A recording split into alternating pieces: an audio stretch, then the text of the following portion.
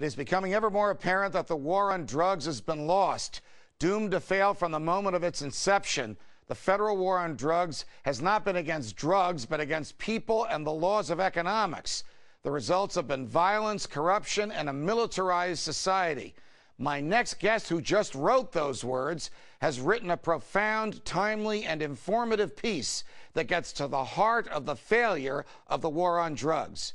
Joining me now is Bart Frazier, Program Director for the Future of Freedom Foundation. Bart, welcome to Freedom Watch. It's an honor to be here, Judge. Thank you. So make the case, make the moral case for us, please, for the right of competent adults to be able to put anything they want inside their own bodies, as long as by doing so they don't harm anybody else.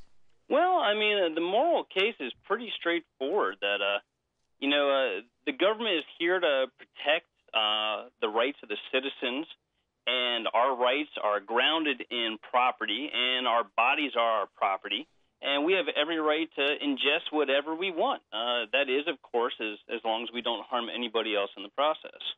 What is the argument that the government makes? I mean, if one were to go back to the earlier part of the last century and look at the arguments the government made for criminalizing marijuana or cocaine, which once were commonplace in Europe, in the United States, without rampant crime because they were legally sold like you would buy an aspirin. What were the fears that the government had? What was the hysteria? What was the basis for criminalizing this stuff in the first place?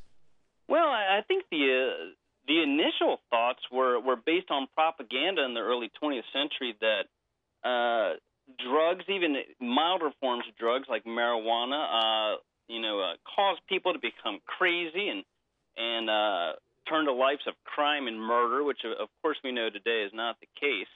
But I think that's evolved today more, where the government is making the argument that we need to be cracking down on drugs because drug dealers, drug users are becoming thieves and are bringing down the morals of the society today.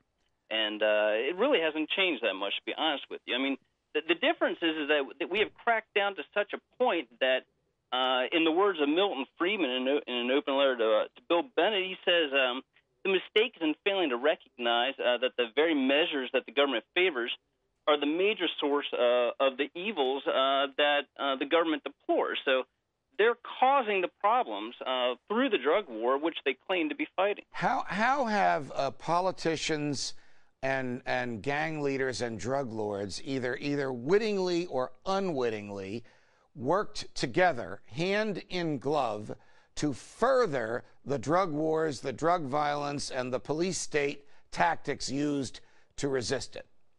Well, I mean, first of all, drug cartels and drug lords would not even exist if it were not for the drug war.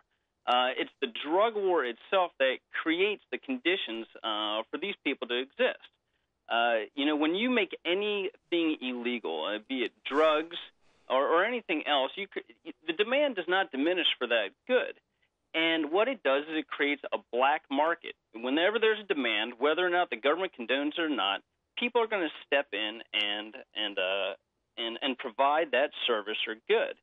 And when the government does create these black markets, what it takes away is the ability of people to resolve their disputes with each other through the court system.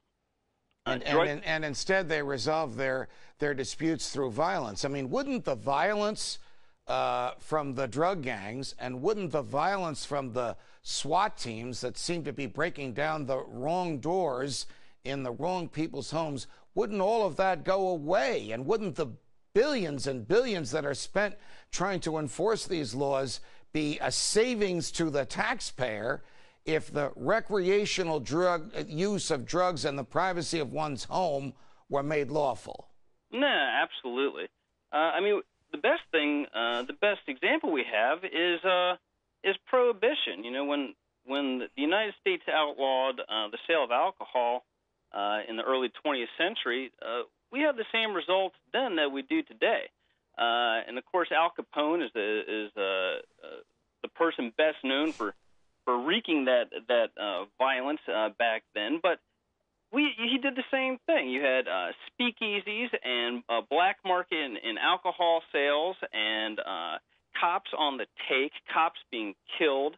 And it all disappeared overnight with the repeal of prohibition. And you would see the same thing here again. All this money being squandered, all of these doors being broken down, these no-knock raids, which end up killing innocent people in the process. It would all come to an end. I was debating one of my Fox News colleagues just the other day on the Fox Business Network about this. Here, it was a physician, a decent guy, but takes a different view than you and I and freedom lovers do. Here's a country where you're allowed to kill a baby in the womb, but you're not allowed to put a chemical in your body that has a temporary effect on your mind because the government has some neo-Victorian attitude about it. No, absolutely. It's atrocious. Most of these people, most of the people who've been arrested for drug use are good people. I mean, they haven't violated anybody's rights. They haven't committed any crimes. They simply have just decided to recreate in ways that other people don't happen to condone, and it just happens to be illegal. But no, I mean, people have the right to ingest whatever they want. Yet another example of the do-gooders and busybodies in Washington claiming that they know what's better for us than what we know for ourselves. Bart Frazier, it's a pleasure. Thanks for joining us on Freedom Watch. No, thank you, Judge. You can catch today's show on foxnews.com/freedomwatch and on Sirius 145 XM 168 or online at foxnewstalk.com at 6 p.m. Eastern on Saturdays. From New York, defending freedom. Until the next time, stay free, America.